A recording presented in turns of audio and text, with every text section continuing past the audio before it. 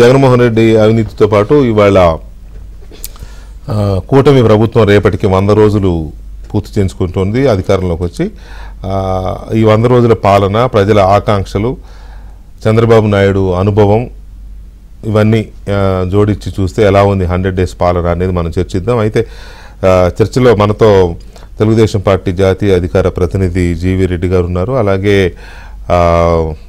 BJP ముఖ్య అధికార ప్రతినిధి దినకర్ లంక గారు ఉన్నారు. అండ్ కాంగ్రెస్ పార్టీ సీనియర్ నాయకులు డాక్టర్ నరెడ్డి తులసిరెడ్డి గారు అండ్ ఎంఏ గఫూర్ గారు సిపిఎం సీనియర్ నాయకులు, మాజీ శాసనసభ్యులు మనతో చర్చలో పాల్గొంటున్నారు. ముందుగా జగన్మోహన్ రెడ్డి పైన అవినీతి కేసులకు సంబంధించి, అంటే ఇంత ముందున్న కేసులు కాదు, ఇప్పుడు రాబోతున్న కేసులకు సంబంధించి మీ ప్రభుత్వం వేటి మీద ప్రధానంగా దృష్టి పెడుతోంది? ఇప్పుడు ఇంతకుముందున్నాయి బైహార్ట్ చేసినప్పుడు మళ్ళీ బైహార్ట్ చేయాలి అంటే ఆ పరిస్థితి వస్తుంది. ఒకటే కృష్ణ గారు, ఏటకేటకంటే ఏటకి పెట్టకూడదు అన్నది లిస్ట్ తీయాల్సి వస్తుంది భవిష్యత్తులో. జోక్గా చెప్పి కరెక్టే. ఇప్పుడు లిక్కర్ ఉంది, చాలా ఇప్పుడు ఉన్నాయి, కళ్ళ ముందు కనపడుతుంది, సాక్షి ఒకటి కనపడుతుంది, జగన్మోహన్ కేసు కనపడుతుంది. జగన్మోహన్ రెడ్డి గారికి 5 సంవత్సరాల టైం సరిపోక బిజీగా ఉండి ఎక్కువ, అంటే ఫస్ట్ ఇన్ ఫస్ట్ అవుట్ అంటారు ఫిఫోలో కాస్టింగ్లో ఒక మెథడ్ ఉంది. ఫస్ట్ ఇన్ ఫస్ట్ అవుట్ అంటే ఎక్కువ డబ్బులు దేంట్లో వస్తే చూసి అది ముందు, దాని తర్వాత ఎక్కువ వచ్చేది, దాని తర్వాత అలా చూసుకుంటూ వస్తున్న నేపథ్యంలో తక్కువ డబ్బులు వచ్చే వాటిని లాస్ట్ ప్రయారిటీ పెట్టుకోవడంతో 5 సంవత్సరాలు కంప్లీట్ అయింది కాబట్టి మిస్ అయింది. సో కొంచెం టీవీ చూసేవాళ్ళు వైసీపీ అభిమానులను తిట్టుకోవచ్చు కానీ ఇంత ఎటకారంగా లేకపోతే ఇంత దారుణంగా మాట్లాడుతుందని. బట్ ఫ్యాక్ట్ అయితే అదే. ఎందుకంటే అది మైనింగ్ కావచ్చు, లేకపోతే లిక్కర్లు కావచ్చు, ఏ వ్యవస్థని చివరికి ఐఎండ్పిఆర్ డిపార్ట్మెంట్ లాస్ట్ మినిస్ట్రీస్లో అంటే డబ్బులు తక్కువ వచ్చేది, దాంట్లో కూడా వదలకుండా కక్కుర్తి పడి ఒక జీవో ఇచ్చారు. ఆ పేపర్ తీసుకురాలేదు జీవో. ఏంటంటే ఆ జీవో డైరెక్ట్గా సాక్షికి ఇమ్మని చెప్పలేదు కానీ ప్రముఖ న్యూస్ పత్రికలకి ఇవ్వాలి అని చెప్పేసి ఇచ్చారనమాట. వాళ్ళు ఎవరు వాలంటీర్స్ కొనుక్కోవాలి, దాన్ని తీసుకెళ్ళి ఆ పేపర్లలో జగన్మోహన్ రెడ్డి గారు చేసే ప్రభుత్వ కార్యక్రమాలు, మంచి కార్యక్రమాలు ఆ పేపర్లో రాస్తారంట. ఆ పేపర్ని కొనుక్కొని వెళ్ళి చదివి జనాలకు చెప్పాలంట. చెప్పండి టీవీ చూసేవాళ్ళు ఎవడైనా సరే లాస్ట్ 5 సంవత్సరాల్లో నువ్వు సాక్షి పేరు, వాళ్ళు అంటారు మేము సాక్షి పేరు రాయలేదు కదా అంటాడు. సాక్షి పేరు రాయకపోయినా కూడా సాక్షి పేపర్ తప్ప వాళ్ళు అపాయింట్ చేసిన వాలంటీర్సు ఎవడైనా సాక్షి పేపర్ కాకుండా వేరేది కొంటాడా? ప్రముఖ పత్రిక అందంటే సొంత పత్రిక ప్రముఖ పత్రిక. మళ్ళీ జగన్మోహన్ రెడ్డి గారు వచ్చి నాకు పత్రిక ఆనందం చూడటమే అంతే కదా వాలంటీర్స్ పరిస్థితి. మళ్ళీ జగన్మోహన్ రెడ్డి గారు వచ్చేసరికి పొరపాటుని ఇక్కడ మనం ఎలా ఏమన్నా అనుకుంటామేమో సాక్షి పత్రిక వాళ్ళదని, నాకు మీడియా లేదంటాడు మళ్ళీ బయటకు వచ్చి. సో అట్లా నాటకాలు ఆడి కక్కుర్తిపడి చివరికి 200 కోట్ల రూపాయలకు 200 కోట్ల రూపాయలు కేవలం పత్రికలో వచ్చిన ప్రకటన వేరే వెంకటకృష్ణ గారు మళ్ళీ కొనడానికి గవర్నమెంట్ డబ్బుల ద్వారా వాలంటీర్స్కి డబ్బులు ఇచ్చి నెలకు అడిషనల్గా 250 రూపాయలు 300 ఒక జీవో ఇచ్చి దాని ద్వారా కొనిపించాడు. అంటే అదేదంటారు కదా, కవితకి ఏది కాదు అనర్హతం అన్నట్లు ఈయనకు అవినీతికి ఏది కాదన్నట్టుగా అట్లా ప్రతి దాంట్లో కూడా లాస్ట్ అంటున్నాను ఇది. ఇంకా తర్వాత దాంట్లో వచ్చిన ప్రకటనలు వారానికి ఒకసారి. ఇప్పుడు ఓ స్కీమ్ పెడతారు వెంకటకృష్ణ గారు, ఎవరైనా ఓ స్కీమ్ పెడితే కూడా సరే లైఫ్ టైంలో ఒకసారి అంతే కదా. ఇప్పుడు ఎవరైనా పెళ్లి చేసుకున్నానుకో పెళ్లి పత్రిక ఎన్నిసార్లు కొట్టిస్తారు? ఫస్ట్ పెళ్లి పత్రిక కొట్టిస్తారు, మహా అయితే వెడ్డింగ్ యానివర్సరీ చేసుకుంటారు. వెడ్డింగ్ యానివర్సరీ అంటే పెళ్లి రోజు చేసుకున్న 10 సార్లు పెళ్లి పత్రిక కొట్టిస్తారు కదా ఎవరు కదా. ఈయన చేసిన పనులు ఎట్లా ఉన్నాయంటే జగన్మోహన్ రెడ్డి గారు చేసిన పనులు లాస్ట్ 5 ఏళ్ళు అలా ప్రతి పెళ్లి రోజుకి గఫూర్ గారు సంవత్సరానికి వచ్చే ప్రతి పెళ్లి రోజు కూడా పెళ్లి పత్రిక కొట్టించారు. అట్లా ప్రతి పెళ్లి రోజుకు ఒక పెళ్లి పత్రిక కొట్టించినట్టు జగన్మోహన్ రెడ్డి గారు ఇచ్చిన ప్రతి స్కీమ్ అది రిపీట్ అయిన ప్రతిసారి ప్రకటనలే. ఒకే ఒక్క దానికి మిగిలిపోయిన ప్రకటన ఇవ్వండి ఆయన, నేను ఉద్యోగస్తులకు 1వ జీతాలు ఇస్తున్నాను, ఇవ్వలేదు కాబట్టి ఇవ్వలేదు. అది ఒక్క ప్రకటన తప్పితే ఇక మిగతా ఏ అంశంలో ఆయన ప్రకటన ఇవ్వకుండా ఆపలేదు. దీని మీద గవర్నమెంట్ అప్రోచ్ ఏంటి? డెఫినెట్ గా కృష్ణ గారు ఇప్పుడు ఈ రోజు 100 డేస్ మీద ఒకటి పాత గవర్నమెంట్ చేసిన అవినీతి, 2 స్కీమ్స్ మీద అన్నాం. బట్ టు బి ఫ్రాంక్ చెప్పాలంటే 100 డేస్ అనేది two short period to discuss. ఏది అది స్కీమ్స్ పరంగా కావచ్చు, మళ్ళీ చెప్తాను అది. రెండోది పాత గవర్నమెంట్ మీద అవినీతి మీద. ఎందుకంటే మాకు 100 రోజులు కాదు, ఒక 6 నెలల ముందు ఏం చేశారో కనుక్కోవడానికే పడుతుంది. ఇంకా విచారణ వచ్చేసరికి నెక్స్ట్ డెఫినెట్గా ఏది వదలలేదు. వాళ్ళు కూడా థ్యాంక్స్ టు జగన్మోహన్ రెడ్డి గారు ఏంటంటే నెక్స్ట్ 30 ఏళ్ళే అని ఆయన వారి మంత్రులు వారి అధికారులు 100% నమ్మి ఏ స్థాయిలో చేయాలి అవినీతి ఆ స్థాయిలో చేశారు. అది కూడా క్లియర్, మాకు పెద్ద కష్టపడాల్సిన అవసరం లేదు. పేపర్ ట్రైల్ చాలా క్లియర్గా వదిలిపారు. దే లెఫ్ట్ అందుకే ఫైల్ తగలబెడుతున్నారు, అందరూ తగలబెడుతున్నారు. బట్ పేపర్ ట్రైల్ ఉంటుంది, కొన్ని పేపర్లు ఫైల్ ఎక్కడికి పోలేదు, అది ఈజీ కాదు. జత్వాని గారి కేసులో ఏమైంది, ఆ పాప కేసులో ఈజీగా దొరికిపోలే వీళ్ళు, ముందు రోజు ఫ్లైట్ టికెట్లు వేసుకోవడం. నమస్తే దినకర్ గారు, జగన్మోహన్ రెడ్డి అవినీతి మీద కూటమి ప్రభుత్వం ఇవాళ కేబినెట్ లో కూడా చర్చ జరిగింది. దీని మీద ఇనిషియేట్ చేయాలి సాక్షి అవినీతి మీద అనేది ఒకటి. ఆల్రెడీ జత్వాని కేసులో సజ్జల రామకృష్ణారెడ్డి సూచనల మేరకు జరిగిందనే చర్చ జరుగుతోంది. ఆయన ఎందుకు చేస్తాడు, పైనుంచి ఆదేశాలు లేకపోతే ఇంకోటి కూడా జరుగుతోంది. సో ఇంకా చాలా ఉన్నాయి, పెద్ద పెద్ద స్కామ్లు ఉన్నాయి. కానీ ఇది ఇనిషియల్ స్టేజ్ లో జగన్మోహన్ రెడ్డిని టచ్ చేయబోతున్నాయి ఈ కేసును అనుకోవచ్చా మీ ప్రభుత్వం నుంచి? ఫస్ట్ ఎన్నికల ముందు ఛార్జ్ షీట్ కూటమి పార్టీల నుంచి మేము విడుదల చేయడం జరిగింది. కూలంకుషంగా ప్రతి అంశాన్ని మేము విడుదల చేయడం జరిగింది. అందులోని అంశాలని ప్రతిస్పందిస్తూ ఇప్పటికీ 7 వైట్ పేపర్స్ని విడుదల చేయడం కూడా జరిగింది గౌరవ ముఖ్యమంత్రి గారు. అంటే ఒక క్రమ పద్ధతిలో ప్రతిపక్షంలో ఉన్నప్పుడు ఏ విధంగా ఈ ప్రభుత్వం చేసినటువంటి అరాచకాలు అవినీతి ఏదైతే ఉందో ఆ అంశాలు ఆరోపణలు కేవలం ఆరోపణలకి పరిమితం కాకుండా శ్వేతపత్రం అంటే వాస్తవాలు ఏవైతే ఉన్నాయో ఈ ప్రభుత్వం చేసినటువంటి గతంలో 2019-24 మధ్య జరిగినటువంటి అన్ని రకాల అవకతవకలకు సంబంధించినటువంటి అంశాలు అందులో కూడా ఏమైంది మీకు తెలుసు. సమాచారం కూడా ఎక్కడ కూడా కనపడకుండా చేసినటువంటి పరిస్థితి ఉంది. ఇవన్నీ కూడా ఇబ్బందులు ఉన్నటువంటి పరిస్థితి స్పష్టంగా ఉంది. వాటన్నిటిని అధిగమించుకొని ముందుకెళ్ళిపోవాల్సినటువంటి పరిస్థితి. అంటే రాబోయే కాలంలో ఈ అవినీతి ఆరోపణని తవ్వుతా ఉంటే ఇంకా భయపడేటటువంటి అవశేషాలు అనేవి ఉన్నాయనేటటువంటి మాట కూడా మనకి అర్థమవుతా ఉంది. ఇవాళ ఒక విషయాన్ని గుర్తుపెట్టుకోవాలి వెంకటకృష్ణ గారు, సాక్షి పేపర్ని వాలంటీర్స్ ద్వారా ఒక పాంప్లెట్ పంచి ప్రభుత్వ ధనాన్ని దుర్వినియోగం చేయటం, అలాగే 2 జాతీయ మీడియా సంస్థలకి సంబంధించి సంవత్సరానికి 8.6 లక్షల నుంచి 9 కోట్ల రూపాయల వరకు ఈ ప్రభుత్వానికి సంబంధించినటువంటి అంశాలని ప్రచారం చేసుకొని ఎటు వాదన చేయాలని కట్టబెట్టినటువంటి ప్రభుత్వ ధనం. ఈ అంశాలన్నింటినీ కూడా ప్రభుత్వం ఉంటే బయటకు వస్తున్నటువంటి అంశాలు ఏవైతే ఉన్నాయో ఈ అంశాలన్నింటి మీద కూడా ఇది కక్షపూరితంగా వ్యవహరించాల్సినటువంటి అవసరం లేదు. గౌరవ ముఖ్యమంత్రి చంద్రబాబు నాయుడు గారు స్పష్టంగా చెప్పారు, ఏ విధమైనటువంటి కక్షపూరితమైనటువంటి విధానాలతో అడుగులు వేసేటువంటి పరిస్థితి కాదు.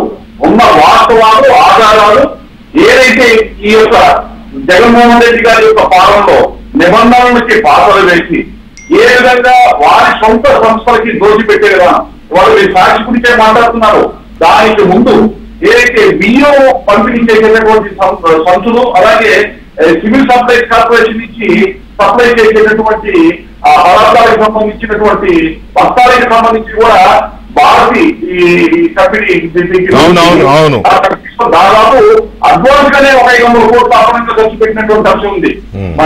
ఎందుకంటే ఇలా చెప్పుకుంటా పోతే కోకోలలో ఇవాళ భారతీ సిమెంట్ కానీ అలాగే భారతీ సిమెంట్ కూడా ప్రభుత్వానికి సంబంధించినటువంటి లేకపోతే ప్రభుత్వం ఏదైనా కాంట్రాక్ట్ ఇస్తే వాటిని చెల్లించాలనేటటువంటి వారికి దాన్నే వినియోగిస్తారనేటటువంటి విధమైనటువంటి మానవ అయింది. అది ఒక మాట సాక్షికి సంబంధించి కానీ భారతీయ సిమెంట్ కానీ లేకపోతే ఈ బ్యాగులకు సంబంధించిన అంశాలు ఏదో ఎవరైనా ప్రశ్నిస్తే ఈ వ్యాపారంలో నా పేరు లేదు, నేను లేను, నాకు సంబంధం లేదు. ఎవరైనా 5 కోట్ల 40 లక్షల మంది జనాభా ఉన్నటువంటి ఆంధ్రప్రదేశ్ ప్రజల్లో చిన్న పిల్లవాడిని అడిగినా కానీ సాక్షి అయింది కాదు, భారతీయ సిమెంట్ అయింది కాదు, భారతీయ గ్రాన్యూల్స్ అయింది కాదు అంటే ఎవరు కూడా నమ్మకం కానటువంటి పరిస్థితి. భారతి గారు తప్ప ఆవిడ పేరు మీద ఏమున్నా ఆయనే కాదు. తప్పనిసరిగా పారదర్శకంగా ఎంక్వైరీ జరగడం, ఎవరైతే తప్పులు చేశారో ప్రజాకోర్టులో నిలబెట్టడం, న్యాయస్థానంలో నిలబెట్టడం.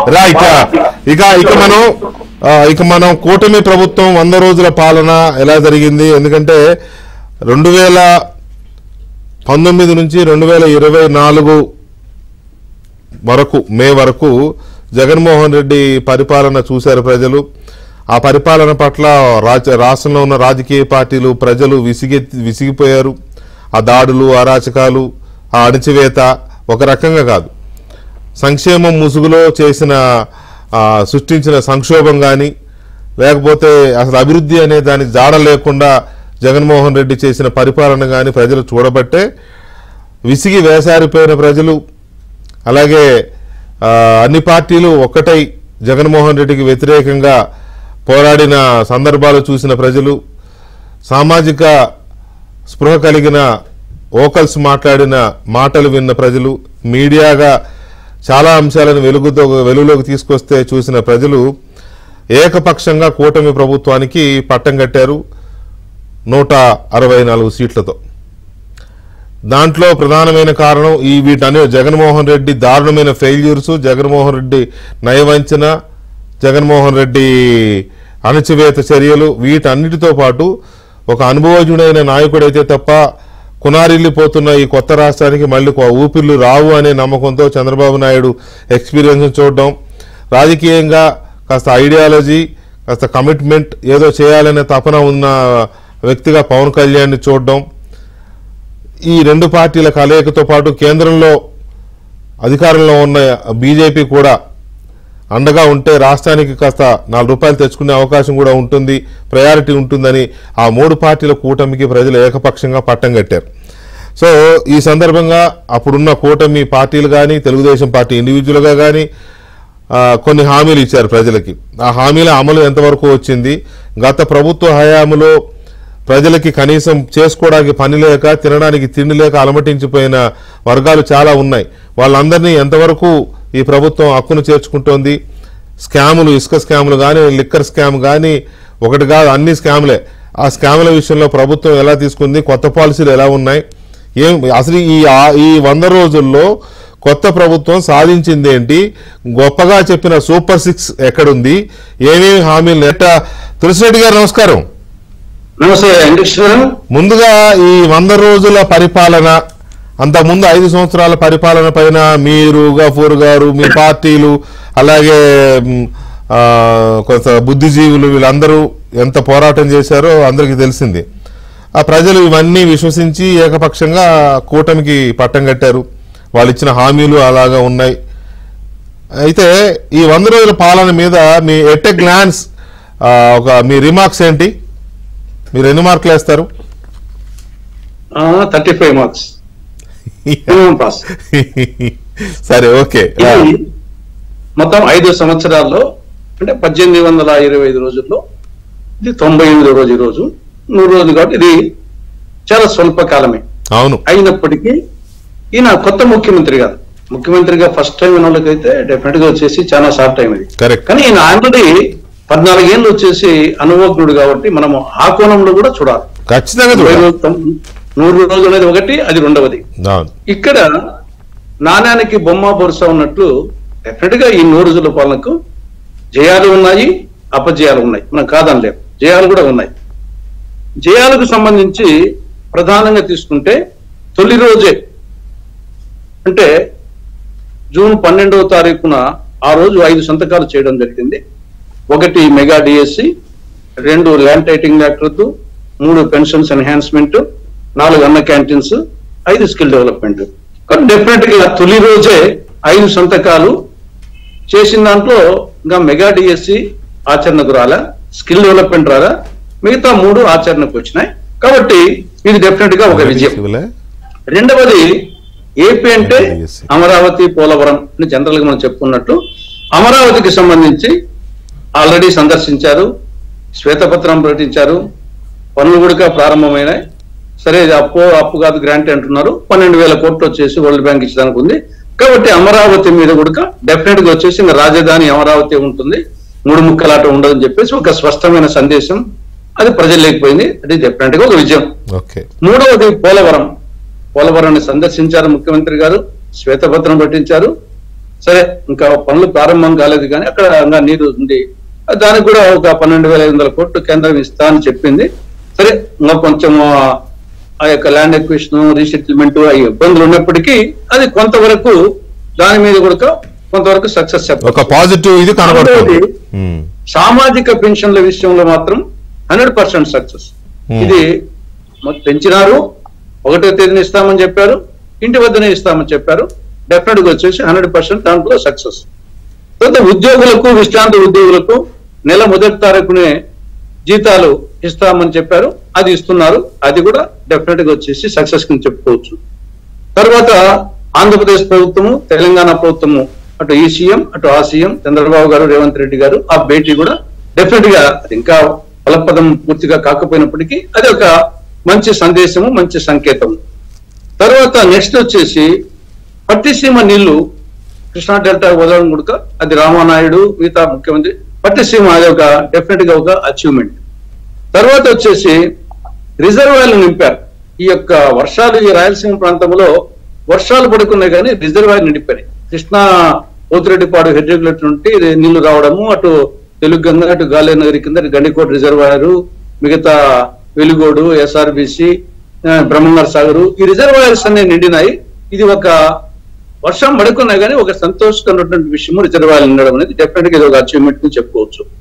తర్వాత గ్రామ సభలు 13,326 గ్రామ పంచాయతీలలో ఒకే రోజు ఆగస్టు 23న గ్రామ సభ నిర్వహించడం అనేది ఒక పంచాయతీరాజ్ సిస్టమ్ లో ఉండి వచ్చిన ఒక వ్యక్తిగా గతంలో మాజీ జెడ్పీ చైర్మన్ గా దానికోసం 73, 74 రాజ్యాంగ సవరణ కోసం అనేక ఉద్యమాలు చేసిన వ్యక్తిగా అది చాలా డెఫినెట్ గా వచ్చేసి ఒక ఘనకార్యంగా విప్లవాత్మకమైన నిర్ణయం, విప్లవాత్మకం చెప్పచ్చు. తర్వాత అన్న క్యాంటీన్లు ఒకవేళ లార్జ్ స్కేల్ లో కాకుండా కానీ గ్రామీణ ప్రాంతాల్లో పెట్టకుండా కానీ కనీసం కొన్ని అర్బన్ ఏరియాస్ లో పెట్టారు, ఈ రోజు కొనుగోలు పెట్టారు, అది కూడా సంతోషమే. కానీ ఇవన్నీ మనం డెఫినెట్ గా విజయాల కింద చెప్పుకోవచ్చు. కానీ అట్ ది సేమ్ టైం అపజయాలు కూడా ఉన్నాయి. అపజయాలు తీసుకుంటే ప్రధానంగా మోహన్ బాబు సినిమా ఉంది, పప్పు చేసి తప్పు కూడా అప్పు చేసి పప్పు కూడా తప్పు చేసి పప్పు అప్పు చేసి పప్పు తప్పు చేసి పప్పు కూడా ఉంది, అప్పు చేసి పప్పు కూడా దాంట్లో తప్పు చేసి పప్పు కూడా ఇంతన్నాడు అంతన్నాడే గంగరాజు ముంత మామిడి పండన్నాడే గంగరాజు అని చెప్పేసి ఒక పాట ఉంది. కాబట్టి ప్రధానంగా ఎన్నికలకు ముందు మీరు చెప్పినట్టు జగన్మోహన్ రెడ్డి వైఫల్యాలు కారణమైనప్పటికీ టీడీపీ కూటమి ప్రకటించిన సూపర్ 6 పథకాలు లాస్ట్ ఎన్నికల్లో టీడీపీ కూటమికి అంత భారీ మెజార్టీ వచ్చేదానికి, జగన్మోహన్ రెడ్డి అంత ఘోరంగా వైఫల్యం చెందేదానికి ప్రధాన కారణం వచ్చేసి సూపర్ 6. కానీ ఆ సూపర్ 6 లో వచ్చేసి అది చెప్తున్నాడు, అంతన్నాడు ఇంతన్నాడే గంగరాజు ముంతమామిడి పండన్నాడని ఆ సూపర్ 6 లో ఇప్పటికి 100 రోజులైంది. ఒక్కటి మాత్రమే సామాజిక పింఛన్ల పథకం మాత్రమే అమలైంది. మిగతా 5 కూడా ఇంతవరకు అమలు కాలేదు. ఎప్పటి నుండి అమలు చేస్తామో కూడా స్పష్టంగా చెప్పలేని పరిస్థితి లేదు. రైట్, 5 కూడా సాదాసీదా కాదు. అన్ని ఒకటేమో యువతకు యువతకు సంబంధించి నెలకు 3,000 రూపాయలు నిరుద్యోగ భృతి, అది యువతకు సంబంధించి. తర్వాత విద్యార్థులకు సంబంధించి తల్లికి వందనం, స్కూల్ కు వెళ్లే ప్రతి విద్యార్థికి ఏడాదికి 15,000 రూపాయలు. మూడవది రైతులకు సంబంధించి ప్రతి ఏటా రైతుకు 20,000 ఆర్థిక సాయం. ఎస్పెషల్లీ ఇది చాలా ఇంపార్టెంట్. ఎందుకంటే అన్నదాతలు ఇది ఖరీఫ్ ఆల్మోస్ట్ అయిపోవచ్చింది. రైతులు వచ్చేసి ఖరీఫ్ సీజన్ కూడా ఆల్మోస్ట్ అయిపోవచ్చింది. కాబట్టి రైతులు చకోర పక్షులా ఎదురు చూస్తున్నారు వచ్చేసి ఆర్థిక సాయం కోసం. రాష్ట్ర వ్యాప్తంగా కొన్ని చోట్ల వరద, కొన్ని చోట్ల కరువు, ఓవరాల్ గా రైతులు బాగున్నప్పుడే దుర్భర పరిస్థితుల్లో ఉన్నారు. కాబట్టి రైతులకు ఇంకెప్పుడు ఆర్థిక సహాయం చేస్తారు అనేది ఒకటి. ఇంకా 4వది మహిళలకు సంబంధించి ప్రధానంగా 3. మొదట్లో వచ్చేసి మినిస్టర్ వచ్చేసి ఇదో అదో త్వరలో అని అన్నట్టుగా అన్నారు. ఏది ఈ యొక్క ఉచిత బస్సు ప్రయాణం, ఈ లోపల మాట్లాడమే లేదు. తర్వాత వచ్చేసి ఉచితంగా 3 గ్యాస్ సిలిండర్లు, మాట్లాడమే లేదు. తర్వాత ప్రతి మహిళకు 19 సంవత్సరాల నుండి 59 సంవత్సరాల వరకు నెలకు 1,500 రూపాయలు, మాట్లాడమే లేదు. కాబట్టి మహిళలకు సంబంధించి ఇంకా 5వది వచ్చేసి బీసీ, ఎస్సీ, ఎస్టీ, ముస్లిం మైనారిటీలకు 50 ఏళ్ళకే పెన్షన్. కాబట్టి మెయిన్ గా సూపర్ 6 లో ఒక్కటి మాత్రం అమలవుతుంది 100% సక్సెస్ఫుల్ గా. మిగతా 5 వచ్చేసి 100% ఫెయిల్యూర్ గా ఈనాటి వరకు ఉన్నాయి. ఇది ఒకటి. మిగతావి మీ నెక్స్ట్ రౌండ్ లో డిస్కస్ చేద్దాం. తులసిరెడ్డి గారు థ్యాంక్ యూ. ఒకసారి గఫూర్ గారు నమస్కారం. ఈ 100 రోజుల పాలన మీద at a glance me comments, తర్వాత మీరు ఎన్ని మార్కులు ఇస్తారు? వెంకటకృష్ణ గారు, అదే మీరు మీ ఇంట్రడక్షన్ అని చెప్పారు, జగన్మోహన్ రెడ్డి పరిపాలనలో పాలనా వ్యవస్థ మొత్తం విధ్వంసం చేయబడింది. ప్రజలకు ప్రభుత్వం అనేటువంటిది బటన్ నొక్కులు తప్ప ఇంకే రూపంలో కనపడలేదు. నిర్బంధాలు పెరిగాయి, దౌర్జన్యాలు పెరిగాయి, ప్రజల సొమ్ము దోపిడీ చేయడం పెరిగింది. వీటన్నిటి దృష్ట్యానే ఆ ప్రభుత్వం పోవాలని కోరుకున్నాం. ఆ రకమైనటువంటి ఒక దుర్మార్గమైనటువంటి ప్రజా వ్యతిరేక, ప్రజాస్వామ్య వ్యతిరేక పాలన పోవాలి అనుకున్నాం. ఇప్పుడు కూటమి ప్రభుత్వం వచ్చింది. కూటమిలో మేము లేము, కూటమి మాకు సంబంధం కూడా లేదు. బీజేపీ, జనసేన, టీడీపీ కూటమిలో నేను అబ్జర్వ్ చేస్తుంది ఏమంటే అండి, 100 రోజులు అనేది ఇప్పుడే కదా అనొచ్చు. 100 రోజులు తక్కువ కాలం కాదండి. ఇప్పుడు అన్నం ఉడికేంత వరకు చూడాల్సిన పని లేదు. అన్నంలో కొన్ని మెతుకులు ఉడుకుతున్నాయా లేదా చూసినప్పుడే అన్నం ఉడికిందా లేదా అయిపోతుంది. ప్రస్తుత ప్రభుత్వము అంత సంతృప్తికరంగా లేదండి. నేను అంతవరకు గ్యారెంటీ చెప్పదలుచుకున్నాను. చాలా వివరాలు కూడా చెప్పవచ్చు, కానీ ఇంకా అప్పుడే మనం అంత వేగం పెంచాల్సిన పని లేదు. ముఖ్యమంత్రి గారు పనిచేస్తున్నారు. ముఖ్యమంత్రి గారు పనిచేయడం లేదని నేను చెప్పడం లేదు. కానీ వ్యవస్థ ఒక వ్యక్తి పనిచేస్తే కాదండి, ఒక వ్యక్తి ద్వారా కాదు, వ్యవస్థను మొత్తం పనిచేయించేటువంటి పద్ధతిలో దాంట్లో స్ట్రీమ్లైన్ చేయాలి. ఇప్పుడు మంత్రులు ఏ కారణంతో, అది వాళ్ళ పార్టీ ఇష్టం, మంత్రులు ఏ కారణంతో పెట్టుకున్నారో మరి కొత్త వాళ్ళను అత్యధికులు పెట్టుకున్నారు. నాకు కనపడితే ఏమంటే ఈ మంత్రులకు ఎవరికి పాలనా వ్యవస్థ మీద పట్టు రాలేదు. ఇంకా సంతోషంలో మైమర్చి ఉంటున్నారు తప్ప వాళ్ళు అసలు పరిపాలించిన బాధ్యత మాకుంది, మేము మా శాఖలో ఏమేం మార్పులు తీసుకొని రావాలా, ఏ రకంగా ప్రజలకు అందుబాటులోకి పోవాలా అనేటువంటి ఆలోచన కానీ అటువంటి ఆ ప్రయత్నాలు కానీ పెద్దగా నాకేం కనపడడం లేదు. ముఖ్యమంత్రి గారు పనిచేస్తున్నారు, ముఖ్యమంత్రి గారు పనిచేశారు. అట్లాగే ఇప్పుడు 2 పోటీ ఇవి కూడా ఉన్నాయి. ఇప్పుడు జనసేన కార్యాలయంలో అప్లికేషన్ తీసుకుంటారు, అట్లాగే లోకేష్ గారి దగ్గర వాళ్ళ మరి ఇండ్లు 1, 2 నాకు తెలియదు, కానీ లోకేష్ గారు ఆయన ఒక ఇండ్లు 1, 2 ఏంటంటే అంటే కాదు, ముఖ్యమంత్రి గారు ఆయన కుమారుడు ఇల్లు ఒకటే గాని ఆయన లోకేష్ గారు మంగళగిరి కార్యాలయంలో రోజు అంటే సోమవారం అనుకుంటా అదే ప్రజా దర్బార్ లా పెట్టి ప్రజలను కలుస్తున్నారు. అదే నాకు ఎందుకంటే ఒకే చోట ఉంటున్నారా 2 చోట్ల ఉంటున్నా నాకు తెలియదు. పాయింట్ ఏమిటంటే ఇప్పుడు కొంతమంది వ్యక్తులు ఫోకస్ కావడం కాదండి ఈ రోజు కావాల్సింది. అవును, పాలన ధ్వంసమైంది. దీన్ని రీగ్రూప్ చేయాలంటే ఓవర్ టైం కష్టపడాల్సినటువంటి అవసరం ఉంది. మొత్తం మంత్రులు అవగాహన పెంచుకోవాలా, పట్టు పెంచుకోవాలా, ప్రభుత్వం ఒకే రూపంలో కనపడాలి. ఒక వ్యక్తి పనిచేస్తున్నట్లు ప్రతిదీ చంద్రబాబు నాయుడు గారు పనిచేయడానికి నాకేం వ్యతిరేకం కాదండి, ముఖ్యమంత్రి అయినా చేయాల్సిందే. కానీ అదే సమయంలో మొత్తం వ్యవస్థను పనిచేయించే పద్ధతిలో అందరూ కష్టపడి పనిచేస్తున్నట్టు పరిస్థితి మాత్రం లేదు. అంతేకాకుండా బాగా ఆకలి కొని ఉన్నారు సార్. 34 కోట్లు 50 కోట్లు ఖర్చు పెట్టి వచ్చినారు, ఆకలి కొని ఉన్నారు. నేను చెప్తున్నాను, పెద్ద మార్పు లేదండి. ఏదైనా ప్రజా వనరుల్ని తమ స్వప్రయోజనాలకు వాడుకోవాలనేటువంటి ఆలోచనలో ఏం మార్పు లేదు. ఇప్పుడు ఇసుక నాకు అర్థం కాదు, మీరేమన్నా చెప్పండి వెంకటేష్ గారు. ఇసుక జగన్మోహన్ రెడ్డి కాలంలో జగన్మోహన్ రెడ్డి తిన్నాడు, జగన్మోహన్ రెడ్డి పార్టీ తిన్నారు, ఎమ్మెల్యేలు తిన్నారు, ఎంపీలు తిన్నారు, లేకపోతే ఆ జేపీ కంపెనీ తింది. దానికంటే రేటు ఎక్కువ ఎట్లా పడుతుంది నాకు అర్థం కాల. ఫ్రీ ఇసుక ఎక్కడ ఫ్రీ ఉందండి? కాబట్టి ఇటువంటివి నేను దాంట్లో లోపల పోవడం లేదు. నేను చెప్పేది ఏమిటంటే చాలా మారాలి. పాస్ మార్కులు వేయచ్చు, దీనికి డిస్టింక్షన్ మార్కులు అయితే రాలేదు. ఆ రకంగా డిస్టింక్షన్ మార్కులు తెచ్చుకునేటట్లుగా అందరూ పనిచేస్తే వాళ్ళకి మంచి పేరు వస్తుంది, లేకపోతే మాత్రం మంచి పేరు అయితే రాదండి. ఇప్పటికే కొంత అసంతృప్తి క్రమంగా బయలుదేరింది. నోరు మూసుకొని కూర్చున్న వాళ్ళు కూడా ఇప్పుడు నోరు తెరిచి మాట్లాడుతున్నారు, ఛాలెంజ్ చేస్తున్నారు వైసీపీ నాయకత్వం. ఇది ఇంకొక 6 నెలలు పోతే ఇదే పద్ధతిలో అయితే వైసీపీ వాళ్ళేం చేస్తారో మాకు తెలియదు, కానీ ఈ ప్రభుత్వం మాత్రం క్రమంగా పల్చన అవుతుంది మాత్రం నేను అనుకుంటున్నాను. రైట్. దినకర్ గారు చూశారు కదా, 2 ప్రధాన పార్టీలు, కాంగ్రెస్ పార్టీ సిపిఎం పార్టీ నిత్యంగా. అంటే వైసీపీ వాళ్ళు ఎలాగో అలాగే మాట్లాడతారు, వైసీపీ వాళ్ళు ఏం చేసినా ఇలాగే మాట్లాడతారు, కానీ వీళ్ళు అలా కాదు కదా. వీళ్ళు మొన్నటిదాకా జగన్మోహన్ రెడ్డి ప్రభుత్వం మీద పోరాడిన పార్టీలు ఇవి. అండ్ ఆల్సో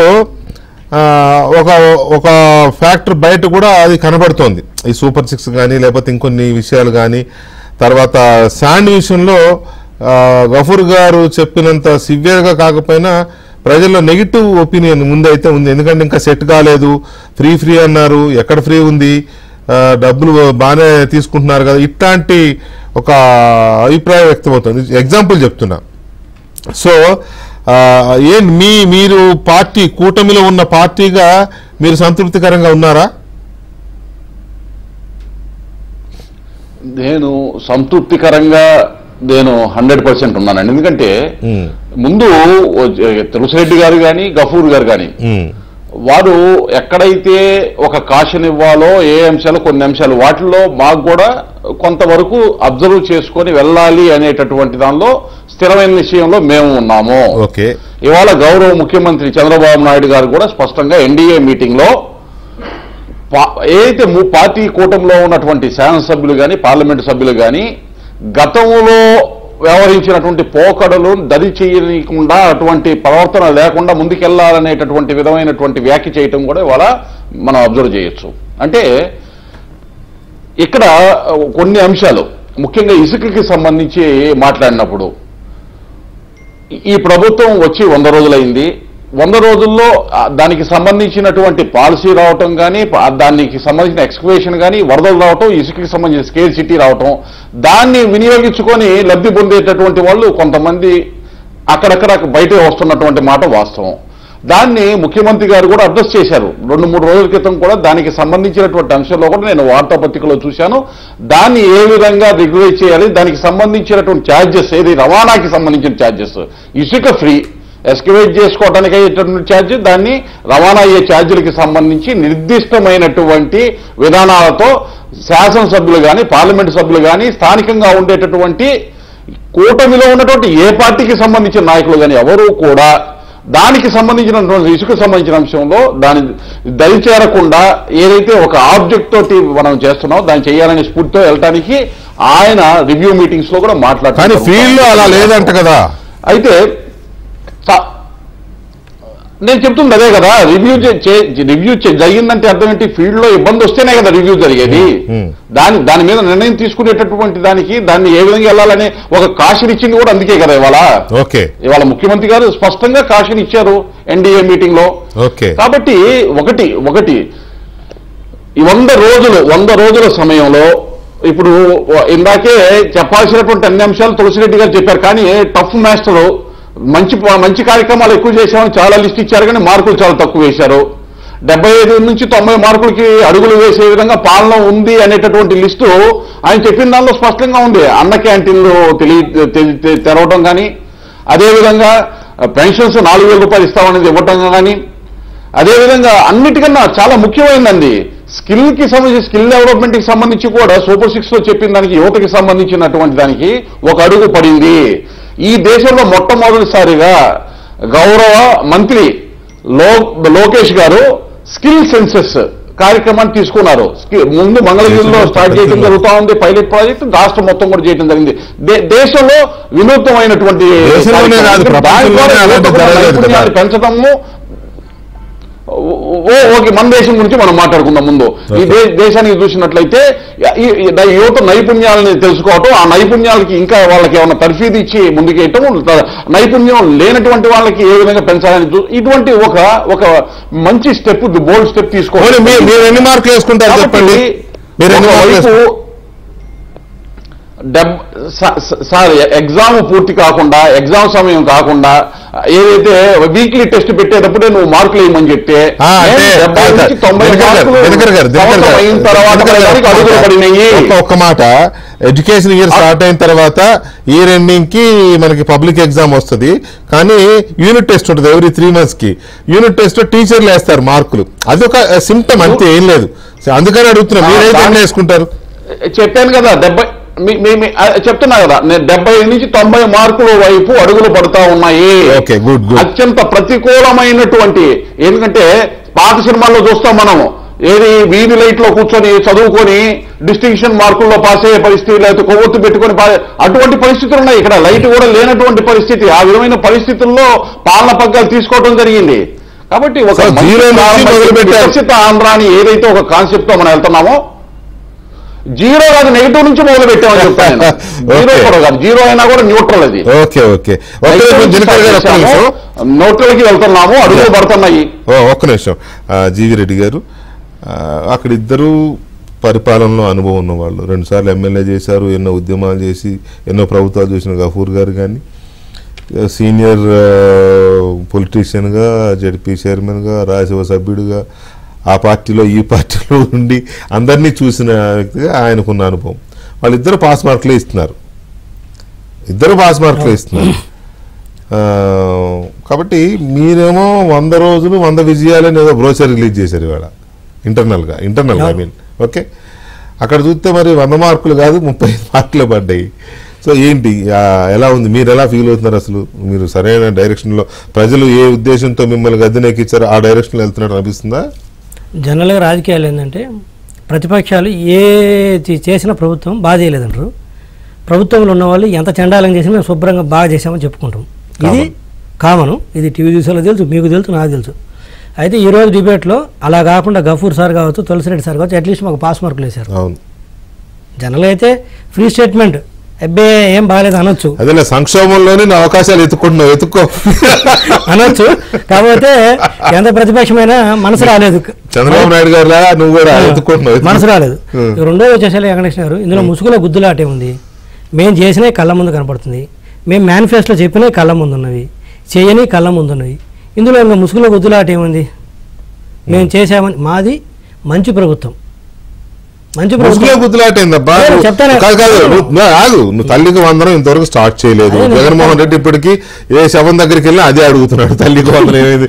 మొన్న అయితే మరి కామెడీగా 15,000 అని కూడా అన్నాడు కదా. సో తల్లికి వందనం స్టార్ట్ చేయలేదు, నిరుద్యోగ వృత్తి స్టార్ట్ చేయలేదు, ఎంప్లాయ్మెంట్ నోటిఫికేషన్లు స్టార్ట్ చేయలేదు. ఇచ్చాం 26,000 పోస్టులకు ఇచ్చాం, రాగానే ఇచ్చాం. ఇందాక సబ్జెక్టు కరెక్షన్ తులసిరెడ్డి సార్ మీరు చెప్పారు, మెగా డిఎస్సి ఇవ్వలేదు, ఇచ్చాం సార్. అది నోటిఫికేషన్ ఇచ్చాం సార్, సబ్జెక్టు మీరు ఇందాక ఇద్దరు నోటిఫికేషన్ ఇచ్చారు. బట్ అది ఒక విషయం ఏముంది అంతేలే, రైట్. సో ఇట్లాంటివి ఇంకా చాలా ఉన్నాయి. మహిళలకు ఉచిత బస్సు ప్రయాణం, మహిళలకి 1,500, బీసీలకి 50,000 పెన్షన్, మైనార్టీలకి, బీసీలకి. సో ఇలాంటివి ఇంకా ఒక్కటే అయింది. Correct, that is correct. ఆయన చెప్పిన దాంట్లో సూపర్ 6 లో ఒకటే. ఫస్ట్ ఆఫ్ ఆల్ ఇందాక నేను బిగినింగ్ 100 days అనేది టూ అర్లీ ఒకటి. రెండోది వచ్చేసరికి మంచి ప్రభుత్వం అని చెప్పాను. మాది మంచి ప్రభుత్వం అంటే గఫూర్ సార్ బుద్ధి మంచిది, మనకు బుద్ధి మంచిదైనా మనకు ఒకసారి చేతిలో ఉండాలి, ఏదన్నా మనం సాయం చేయాలన్నా కూడా. అసలు చెడ్డ బుద్ధోడు అనుకో, చేతిలో ఉన్నా చేయడు, చేతిలో లేకపోయినా చేయడు. అందుకని మాది మంచి ప్రభుత్వం. మెచ్చే ప్రభుత్వం కావాలంటే ఇంకా కొంత సమయం కావాలి. 100 days ఇట్స్ టూ అర్లీ ఒకటి. రెండోది వచ్చేసరికి జగన్మోహన్ రెడ్డి గారు మీరు సెలబ్రేషన్స్ చేసుకున్నారు కాబట్టి మేము పెట్టాము, దాని మీద చెప్తున్నాను. ఎందుకు పెడతాను చెప్పు. సెలబ్రేషన్స్ ఏమని చేసుకున్నాము, మా టైటిల్ కూడా చూడండి, ఇది మంచి ప్రభుత్వం అని చెప్పినాము. అదే మంచి ప్రభుత్వం, మీ సర్టిఫికేట్ ఇచ్చుకున్నారు కదా.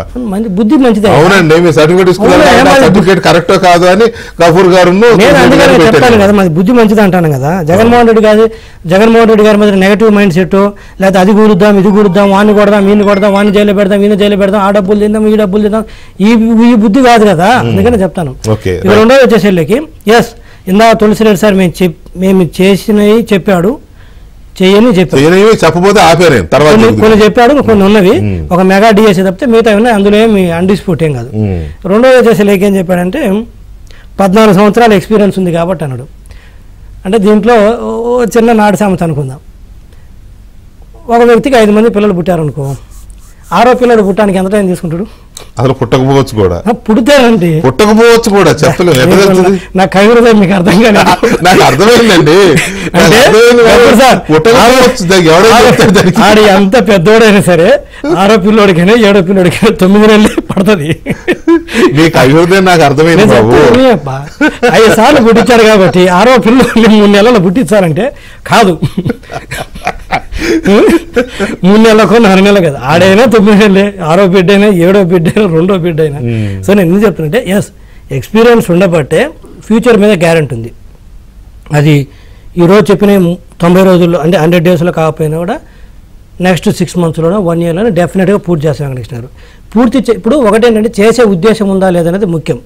గవర్నమెంట్లోకి రాగానే ఇందాక చెప్పారు, దినకర్ గారు చెప్పారు, మీరు 0 నుంచి మొదలు పెట్టారంటే కాదు నెగటివ్ నుంచి. ఎస్ అది ఎగ్జాక్ట్లీ నెగటివ్ నుంచి మొదలు పెట్టినాం. అట్లీస్ట్ మీరు లెవెల్ ప్లేయింగ్ ఫీల్డ్ నుంచి వచ్చి ఉంటే కొంత మీరు అడిగిన దానికి ఇప్పుడు తులసిరెడ్డి సార్, గఫూర్ సార్ చెప్పిన దానికి మేము సమాధానం చెప్పాలి, ప్రజలు కూడా ఒప్పుకోరు ఈరోజు మేము జస్టిఫై చేసుకుంటే. కానీ నెగటివ్ నుంచి పాతాళ లోకాల నుంచి స్టార్ట్ అయిన వెంకటేశ్వర గారు, ఇది ఫ్యాక్ట్. ఇది ఈ రోజు నేను టీడీపీ అధికార ప్రతినిధిగా మమ్మల్ని మేము జస్టిఫై చేసుకోవడం కోసం చెప్పట్లేదు. ఆ పాతాళ లోకానికి రాష్ట్రాన్ని తీసుకెళ్లారే కాబట్టి జగన్మోహన్ రెడ్డి గారిని పాతాళ లోకానికి తీసుకెళ్లారు ప్రజలు ఓట్ల రూపంలో.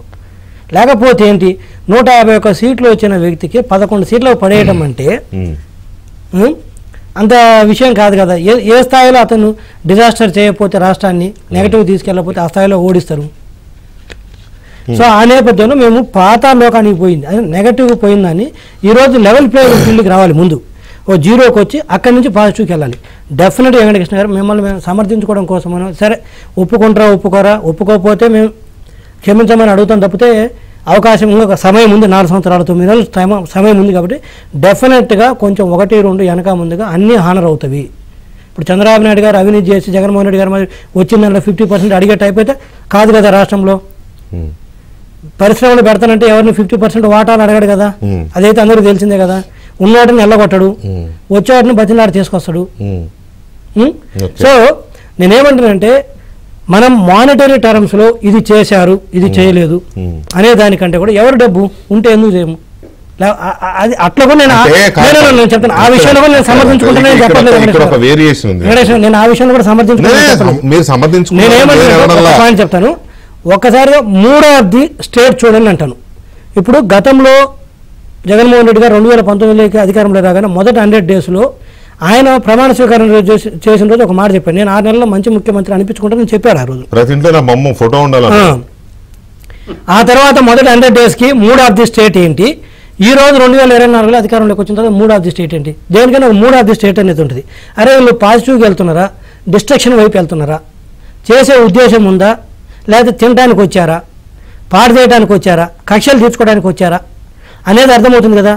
ఈ రోజు మా కార్యకర్తలు ఇంక్లూడింగ్ మీతో సహా మీడియా వాళ్ళతో సహా మీరు ఇంకా వాళ్ళని కొట్టలేదు వీళ్ళని కొట్టలేదు అంటున్నారు. చెప్పారండి మీరు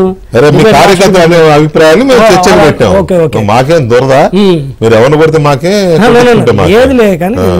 సో నేనేమంటానంటే ఆ నేపథ్యంలో కూడా మేము కక్ష రాజకీయాలకు లేదా ఇంకోటికి వెళ్ళండి అంటే నేను ఏం చెప్తున్నా 3వ స్టేట్ ఆ వైపు లేదు. అట్టని తప్పు చేసిన అడ్మినిస్ట్రేషన్ లో ఈ కేసులు అంటే మళ్ళీ స్కాములు అవినీతి వెలికితీత కాదు, ఈ కక్ష సాధింపు లేకపోతే అది వేరు, దాన్ని ఇక్కడ చర్చించాల్సిన అవసరం లేదు, అది డిఫరెంట్.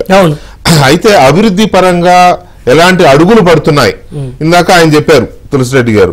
అమరావతి విషయంలో పాజిటివ్, ఇది పోతోంది బ్రహ్మాండంగా, ఇదే రాజధాని జనానికి వచ్చేసింది ఒక అభిప్రాయం. పోలవరం విషయంలో ఒక పాజిటివ్ అభిప్రాయం కలుగుతోంది, వైబ్రేషన్ పాజిటివ్ వైబ్స్ వస్తున్నాయి అనేది ఉంది.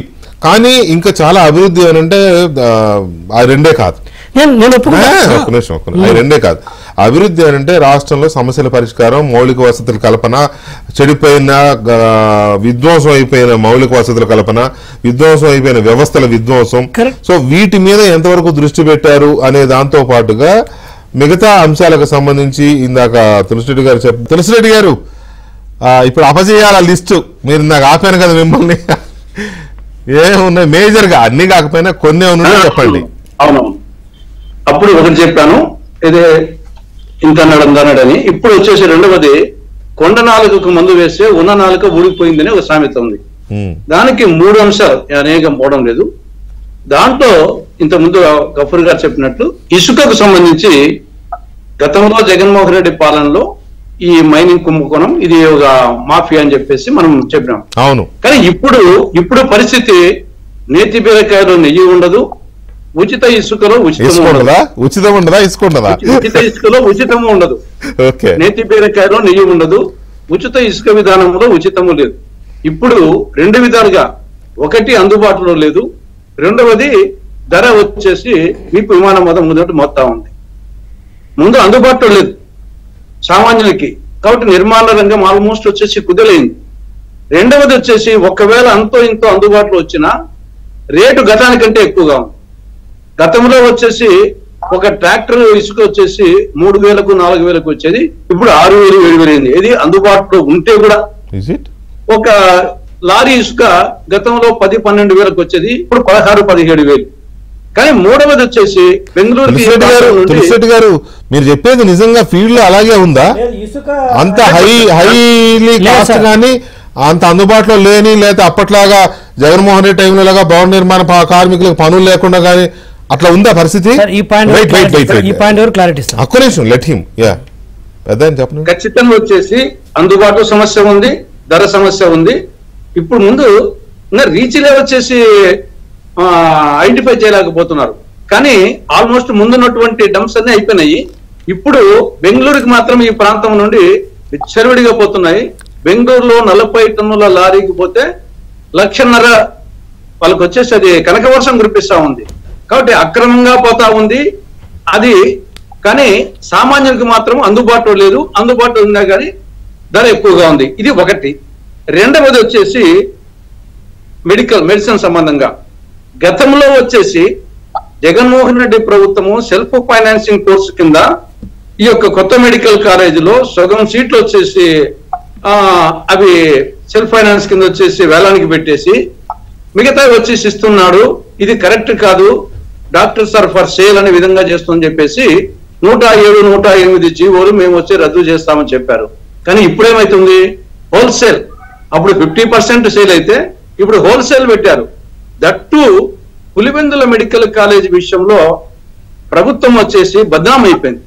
ఇక్కడ జనరల్ గా వచ్చేసి కేంద్రం ఇస్తానంటే రాష్ట్రం వద్దడం ఎప్పుడు జరగదు. రాష్ట్రం అడిగినా గానీ కేంద్రం ఇయ్యదు. అవును, అంటే ఇక్కడ దేవుడు వరం ఇచ్చినా పూజారి అడ్డుపడ్డట్లు నేషనల్ మెడికల్ కమిషన్ వాళ్ళు 50 MBBS సీట్లకు వచ్చేసి పులివెందుల మెడికల్ కాలేజీకి 2024-2025 విద్యా సంవత్సరానికి వాళ్ళు పర్మిషన్ ఇస్తే, లెటర్ ఆఫ్ పర్మిషన్ ఇస్తే, రాష్ట్ర ప్రభుత్వము మాకు మౌలిక సదుపాయాల కొరత ఉంది, నిధుల కొరత ఉంది, సిబ్బంది కొరత ఉంది, మాకు వద్దు అని చెప్పేసి రాయడం అనేది ఇది ఆ ప్రకారం అయితే ఇప్పుడు ఆల్మోస్ట్ రాష్ట్ర వ్యాప్తంగా ఉండే ఆసుపత్రుల్లో సగం ఆసుపత్రిలో సిబ్బంది లేరు, సగం 50% అబౌవ్. ఇప్పుడు పులివెందుల ఆల్రెడీ ఉన్న ఆసుపత్రులు కానీ వేంపల్ ఆసుపత్రి కానీ రాష్ట్ర వ్యాప్తంగా 50% ఆసుపత్రుల్లో 50% సిబ్బంది లేరు, మౌలిక సదుపాయాలు లేవు. ఇప్పటికీ IIIT ఒంగోలు వచ్చేసి ఫస్ట్ ఇయర్ సెకండ్ ఇయర్ ఆడ వసతులు లేక వెంపల్ IIITలో ఇడుపులపాటి IIIT దొరుకుతా ఉంది అని ఒంగోలు IIITని మూసేస్తామా? ఆడ వసతులు లేవని చెప్పేసి, లేకుంటే సిబ్బంది లేరని, సిబ్బందులు అరేంజ్ చేయాలా, వసతులు అరేంజ్ చేయాలా, ఇంకా అడుక్కోవాలా, మాకు టైం ఏంటి చేస్తామని చెప్పేసి. అలాంటిది వాళ్ళు శాంక్షన్ చేసి వాళ్ళకు లెటర్ ఆఫ్ పర్మిషన్ ఇస్తే మాకు వద్దని చెప్పడము, ఇది ఏ విధమైనటువంటి దీనికి సమర్థించేదానికి మరి మినిస్టర్ గారు ఏ విధంగా సమర్థించుకుంటున్నారో పద్ధతి వచ్చేసి ఆ ప్రభుత్వం మీద తిట్టే ఏమైతుంది వచ్చేసి వాస్తవాలు చెప్పాలి కదా. అంటే 108 జీవో రద్దు చేస్తామన్న ప్రభుత్వము మొత్తం వచ్చేసి హోల్సేల్ గా అమ్మేదానికి ప్రైవేట్ పరం చేస్తుంది. కాబట్టి ఇది రెండవ అంశం. మూడవది స్కూల్స్ కు సంబంధించి గతంలో జీవో 117 ద్వారా 3, 4, 5 తరగతులను ఎలిమెంటరీ స్కూల్ నుండి అప్పర్ ప్రైమరీ హై స్కూల్స్ కు మళ్లించిన వలన ఇక్కడ 1, 2 తరగతులు మిగిలిపోయి మొత్తం విద్యార్థులు పోక చాలా స్కూల్స్ వచ్చేసి క్లోజ్ అయ్యే పరిస్థితి ఉంది, తక్కువ సంఖ్య అయింది. అటువంటిది మేము అధికారంలోకి వస్తే జీవో 117 రద్దు చేస్తామని చెప్పి ఇప్పుడు అధికారంకి వచ్చిన తర్వాత ఆ జీవో 117 వలన చాలా స్కూళ్లలో దాదాపు రాష్ట్రంలో 4,992 స్కూళ్లలో 10 కంటే తక్కువగా ఉన్నారు విద్యార్థులు. ఆ కారణం చూపి మొత్తం ఆ స్కూల్ మూసేస్తామని చెప్పేసి వార్నింగ్ ఇన్స్ట్రక్షన్ ఇచ్చారు. ఈ లోపల టీచర్స్ అజిటేషన్ వ్యతిరేకించడం కల్లా అది తాత్కాలికంగా ఆఫ్ చేశారు. అంటే వాళ్ళ జీవో వలన విద్యార్థుల సంఖ్య తగ్గితే దాన్ని ఆశ్రయం తీసుకుని మొత్తం స్కూలే 4,992 స్కూల్ మూసేయాలని మొత్తం వచ్చేసి విద్యా చట్టానికి వ్యతిరేకం ఈ విధంగా తయారు చేయడం జరిగింది. ఇది కూడా రాష్ట్ర ప్రభుత్వము. సో ఇప్పుడు మీరు చెప్పినవి ఏంటంటే ఒక రకంగా మీ భాషలో చెప్పాలంటే ఫెయిల్యూర్స్ కి లేదా నిర్లక్ష్యానికి కొన్ని మచ్చు తునకలు మీరు చెప్పిన ఈ 3, అంతే కదా? రైట్. వాటి దినకర్ గారు ఏంటి మీరు ఏదో చెప్తున్నారు దీనికి కౌంటర్ గా? తీసుకుంటా సార్, గఫూర్ గా తీసుకుంటా. దినకర్ గారు మీరు కంప్లీట్ చేయండి. ముఖ్యంగా పులివెందుల మెడికల్ కాలేజీ గురించి నేను వివరణ ఇవ్వాలి, ఎందుకంటే దానిలో ఉన్న వాస్తవాలు కొన్ని నాకు తెలుసు కాబట్టి. బ్రీఫ్ గా ఏంటంటే ఎన్నికల ముందే గత ప్రభుత్వము 2024-25 విద్యా సంవత్సరానికి సంబంధించి ఈ మెడికల్ కాలేజీలకి సంబంధించినటువంటి విద్యార్థులు చేరికి కావాల్సినటువంటి ఏ మౌలిక సదుపాయాలు లేవు అనేటటువంటి ప్రకటన అప్పటికే వచ్చింది. అయితే ఇప్పుడు ఉన్న ప్రభుత్వం దగ్గర వాస్తవం ఏంటంటే కేంద్రం నుంచి వచ్చినటువంటి ఎవరైతే ఆ ఇన్స్పెక్షన్ అథారిటీస్ ఉంటారో మెడికల్ కాలేజీ సంబంధించి వాళ్ళు ఇన్స్పెక్ట్ చేసిన తర్వాత ఎన్సీ బృందం వాళ్ళు వచ్చిన తర్వాత వాళ్ళు ఇన్స్పెక్ట్ చేసినప్పుడు సీటు అలాట్ చేయాలంటే కావాల్సినటువంటి మౌలిక సదుపాయాలు కానీ స్టాఫ్ కానీ లేదు. ఇది గత ప్రభుత్వము ఎవరైతే ఉన్నారో వారు చేసిన నిర్వాహకం వల్ల వచ్చిన ఇబ్బంది. అయితే కేంద్ర ప్రభుత్వం నుంచి వచ్చినటువంటి పరిశీలన బృందం ఏం చెప్పిందంటే సెప్టెంబర్ కల్లా మీరు ఈ మౌలిక సదుపాయాలు పూర్తి చేసి ఈ బోధనకు సంబంధించినటువంటి అధ్యాపకుల్ని కనుక ఇంతమందిని మీరు చూపించగలిగితే 50 సీట్లు ఇస్తామన్నారు. అది సాధ్యమయ్యేటటువంటి పరిస్థితి కాదు, ఎందుకంటే గత ప్రభుత్వము సెప్టెంబర్ లోపు పూర్తయ్యేటటువంటి విధంగా ఆ నిర్మాణాలు పూర్తయ్యే విధంగా అవకాశాన్ని కల్పించలేదు. ఇది వాస్తవము. కాబట్టి ఉన్న అవకాశాన్ని కాదని వదులుకున్నది కాదు. ఇది ఇది ఇది ఇలాగే ఆంధ్రప్రదేశ్ లో ఉన్నటువంటి అన్ని మెడికల్ కాలేజీలు గత ప్రభుత్వం తీసుకున్న మెడికల్ కాలేజీలు 8,480 కోట్ల రూపాయలు అవసరం అయితే కేవలం 1,200-1,300 కోట్లు ఖర్చు పెట్టి నిన్నగాక మొన్న జగన్మోహన్ రెడ్డి గారు వీధిలోకి వచ్చి మాట్లాడతారు, నేను మొత్తం కంప్లీట్ చేశాను వీళ్ళు పూర్తి చేయలేదని. ఆ ట్రాప్ లోనే మిగతా వాళ్ళు కూడా పడుతున్నారు. వాస్తవంగా రిపోర్ట్ కానీ రాష్ట్ర ప్రభుత్వం దగ్గర గౌరవ వైద్య శాఖ మంత్రి దగ్గర కానీ మీరు కనుక వివరణ తీసుకుంటే వాస్తవమైనటువంటి సబ్జెక్టు ఇది ఏంటంటే కేంద్రం నుంచి వచ్చినటువంటి ఎన్సీఏ బృందానికి వాళ్ళు పెట్టినటువంటి కండిషన్ సెప్టెంబర్ లోపల ఫుల్ఫిల్ చేయలేం కాబట్టే ఆ ప్రతిబంధకం ఏర్పడింది. ఈ వాస్తవాన్ని గ్రహించాలి. రైట్. మరి ఇసుక గురించి ఏంటి? ఇసుక గురించి అంతా నెగిటివ్ ఇదే వస్తుంది. ఆయన అయితే రేటు ఎక్కువ ఉంది, అందుబాటులో ఉండట్లేదు అన్నారు తులసిరెడ్డి గారు. బ్రీఫ్ గా అందులో కొంత వాస్తవం ఉంది. దానికి కారణం ఏంటంటే ఒకటి వచ్చిన 100 రోజుల్లో ఇక్కడ వరదల వల్ల కానీ తుఫాన్ల వల్ల కానీ ఇసుక కొరత ఉన్నమాట ఒకటి వాస్తవం. రెండోది అట్లాని ఇసుక రేట్ ఏమన్నా తగ్గిందా అంటే కింద గ్రౌండ్ లో స్పష్టంగా క్లియర్ గా ఉచితం అన్నా కానీ గతం కన్నా ఎక్కువగా పడుతుంది, లేకపోతే గతంలో ఉన్న రేట్ల ప్రకారమే ఉంటుంది అనేటటువంటి సర్వత్రా వినపడుతుంది. అది దాని గురించే కదా ఇందాక నేను చెప్పాను. గౌరవ ముఖ్యమంత్రి గారు స్పష్టంగా ఈ రోజు ఎన్డీఏ సమీక్ష మీటింగ్ లో కూటమిలో ఉన్నటువంటి ఎమ్మెల్యేలు ఎంపీలందరికీ కూడా దీనికి సంబంధించిన అంశంలో ఒక రకమైనటువంటి అలర్ట్ ఇచ్చారు. అంటే కోడా దులిమించబోతున్నారు, దానికేమి పార్టీలు లేకపోతే ప్రభుత్వంలో ఉన్నారు మన తన భేదం ఉండదు అనేటటువంటి ఒక సంకేతాన్ని ఇచ్చారు. అటువంటి ఇబ్బందులు ఏమన్నా ఉంటే వాటిని అధిగమించేటటువంటి దాని విధంగానే పనిచేసి ముందుకెళ్లేటటువంటి పరిస్థితి స్పష్టంగా ఉంది. ఇవాళే 75,000 మెడికల్ సీట్స్ మీరు గత ఈ 100 రోజుల్లో అదనంగా దేశంలో కేంద్ర ప్రభుత్వం కల్పించడం జరిగింది.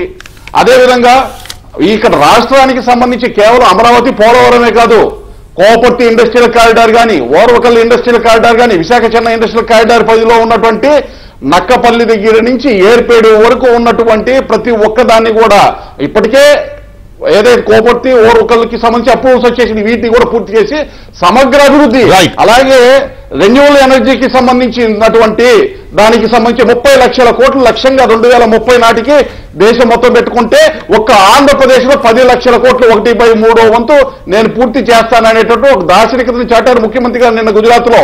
కాబట్టి అడుగులు స్పష్టంగా ఒక పాజిటివ్ గా మంచి నా పాయింట్ కూడా కాదు. ఈ చర్చ యొక్క సెంట్రల్ పాయింట్ కూడా నేను పెట్టిన ఉద్దేశం కూడా 100 రోజుల్లో ఏదో అల్లావుద్దీన్ అద్భుత దీపం తీసుకొచ్చేసి ఏదో చేసేశారు చేయలేదు నా ఉద్దేశం కదా. సరే పార్టీలుగా వాళ్ళు కొన్ని పాయింట్స్ లేవనెత్తి చూపించారు, అందులో కొంత వాస్తవాలు ఉన్నాయి, అందులో డౌట్ లేదు. అయితే అభివృద్ధి దినకర్ గారు ఒక్క నిమిషం ప్లీజ్. అయితే నేననేది ఏంటంటే అభివృద్ధి పరంగా ఎలాంటి అడుగులు పడుతున్నాయి. ఇప్పుడు తులసిరెడ్డి గారు 2 పాయింట్లు చెప్పారు, అమరావతి పోలవరం ఎగ్జాంపుల్ ఇస్తూ కొన్ని చెప్పారు. అట్లా గఫూర్ గారు అభివృద్ధి దిశగా ఎలాంటి అడుగులు పడుతున్నాయి అనే దాని మీద మీ అబ్జర్వేషన్ చెప్తారు గఫూర్ గారు? వెంకటకృష్ణ గారు, సార్. ఎందుకంటే మేము అపోజిషన్ పార్టీకి సంబంధించినటువంటి వాళ్ళు మాట్లాడితే జీర్ణం చేసుకోలేకపోతే మేమేం చేయలేము. ఎందుకంటే పాటలు కోటలు ఆడతాయి, కాళ్ళు గడపదాటం అనే సామెత ఉంది. ఇప్పుడు దినకర్ గారు చెప్తున్నారు నక్కలపల్లి దగ్గర నుంచి ఏర్పేడ వరకు ఇండస్ట్రీసే ఇండస్ట్రీస్ అని. నేను వీళ్ళని అడుగుతున్నానండి, మీరు కొత్త ఇండస్ట్రీస్ ఏం చేస్తారు, ఏం తయారు అని తర్వాత చూద్దాం. అరే విశాఖ స్టీలు ఆంధ్రజాతికి గర్వకారణమైన వాస్తవం, అది వ్యాలిడ్ పాయింట్. మూతబడింది. ఆ ఎండి అతను సెలవులో వెళ్ళిపోయినాడు. ఆ నవంబర్ వరకు అతనే ఉంటాడు, అతను సెలవులో ఉంటాడు, అతను రాడు. ఏం బాధ్యత లేదు ఆ మూడు పార్టీలు. కేంద్రంలో అధికారం, రాష్ట్రంలో అధికారం ఉన్నారు. అంతకంటే ఇంపార్టెంట్ ఏముందండి ఈ రాష్ట్రంలో? జీవిరెడ్డి రోజు పొద్దున్న లేచిన దగ్గర నుంచి కొట్టి కొట్టి కొట్టి కొట్టి ఏళ్ళు మీరు కొట్టేది. అరే ఒక పెద్ద భారీ పరిశ్రమ, 1,00,000 మంది దాని మీద ఆధారపడి బతుకుతున్నారు. అది మూతపడింది, అది ప్రైవేటైజ్. పురంధేశ్వర గారు చెప్పారు అది ఇక ప్రభుత్వ రంగంలో ఉండదు అని చాలా స్పష్టంగా చెప్పారు. ఎన్నికల ముందు ఇదే మాట చెప్పారా మీరు? మేము ప్రైవేటైజ్ కానివ్వమన్నారు. మరి ఏమైంది? జీవన్ నరసింహరావు గారు చెప్పారు అప్పుడు. కాబట్టి అయ్యిందా? అయిందండి ఇప్పుడు? అయ్యిందా? ప్రైవేటైజేషన్ అయిందా? అరే మూతపడినే బాబు, అయ్యిందా? అరే అండి మాట మీరు చర్చ క్లారిటీగా మాట్లాడదాం. మీరు ప్రైవేటైజేషన్ అయిందనే కానీ సమాధానం చెప్పండి. అంటే ప్రైవేటైజ్ అవ్వలేదు కానీ మూతపడింది అంటే మూతపడ్డం ఇంకా దారుణం కదా దినకర్జీ. మూతపడ్డం కంటే ఇంకా దారుణం, మూతపడ్డం ఇంకా దారుణం కదా. చర్చిద్దాం, మాట్లాడదాం. ఏమండి ఏమండి దానికి సంబంధించినటువంటి 10 మంది కలిసి చర్చిద్దాం. దాన్ని ఎట్లా అధిగమిస్తామో చెప్తాం. కానీ బొగ్గుకి సంబంధించిన ఇబ్బంది ఏదైతే ఉందో దాన్ని అధిగమించే దానికి సంబంధించినటువంటి ప్రకటన కూడా స్టీల్ శాఖ మంత్రి దగ్గర నుంచి వచ్చింది. మేము కామ్గా ఉన్నాం కదా. నేను చెప్పేది ఏమిటంటే మీ మూడు పార్టీలు ఘన విజయాల మీద ఘన విజయాలు సాధిస్తూ ఉంటే పరిశ్రమలో ఒక భారీ మామూలు పరిశ్రమ కాదండి, జాతికి గర్వించేటువంటి పరిశ్రమ. నగరం నిర్మాణం జరిగింది, ఆ రకంగా అది మూతపడింది. ఒకసారి మూతపడితే లేవో సార్ కంపెనీలు. నాకు ఉండే అనుభవంతో చెప్తున్నాను. ఒకసారి కంపెనీ మూతపడితే లేయదు. దయచేసి ముఖ్యమంత్రి గారు మీ చేతిలేది మొక్కుతాం. మీరు ఏం కొత్త పరిశ్రమలు తెస్తారో లేదో, మీరు కియా కియా కియా ఇంతే చెప్తున్నారు. ఆ బొయ్య విశాఖపట్నం మీద కేంద్రీకరించండి సార్. దినకర్ గారు, జీవీఎల్ గారు, పురంధేశ్వరి గారు, లేకపోతే ఇంకెవరున్నారు నాయకులు.